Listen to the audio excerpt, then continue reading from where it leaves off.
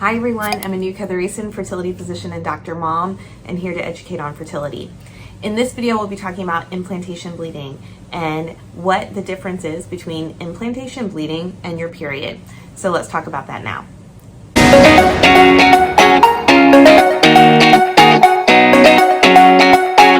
First, let's go over some of the dynamics of the menstrual cycle and implantation for a foundation of what's going on. So at the beginning of the cycle, the follicle is growing and there's a microscopic egg within that follicle that's maturing.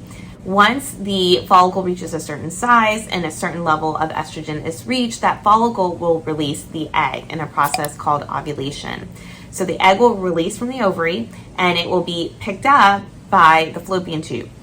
And then the egg will be in the fallopian tube and the egg and sperm will meet there.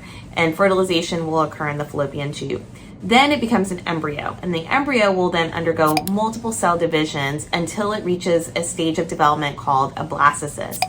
And the embryo will also be traveling during this time through the fallopian tube and into the uterus. Once it reaches the blastocyst stage, it will then implant in the uterus.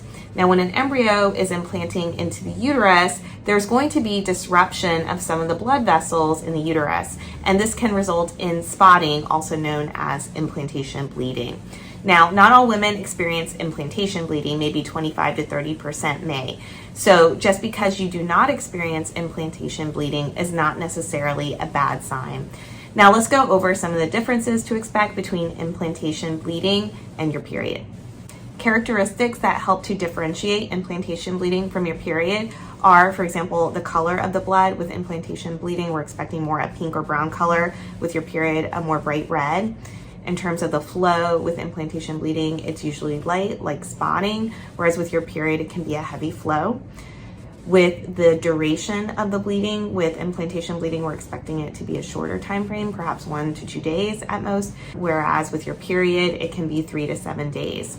Cramping can be associated with implantation bleeding. If so, it's usually mild, or there can be no cramping at all. Whereas with your period, it's more associated with having cramping, particularly leading up to the days where you have your period. The last thing is the timing of the bleeding.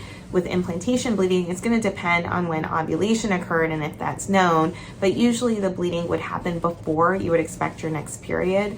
Whereas with your period, hopefully that's more of a predictable time of when patients expect the bleeding, and it should be about 2 weeks after ovulation. Now, it's important to also keep in mind with any abnormal bleeding, just to keep in touch with your healthcare provider, just to make sure nothing more worrisome is occurring.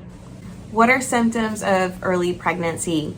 Some symptoms can be due to an elevated progesterone that occurs after ovulation.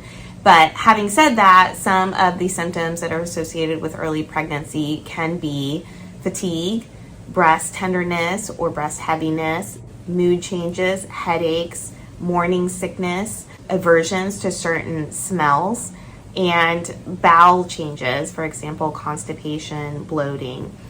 So one of the biggest red flags, though, of a pregnancy is a missed period. So if you miss your period, make sure you take a pregnancy test and follow up with your healthcare provider if it's positive. That is it for this video. I hope you found it helpful. If you did, I hope you'll give the video a like. Don't forget to subscribe down below. If you have comments or questions, you can leave them for me there also. Thank you again so much for watching, and see you in the next video.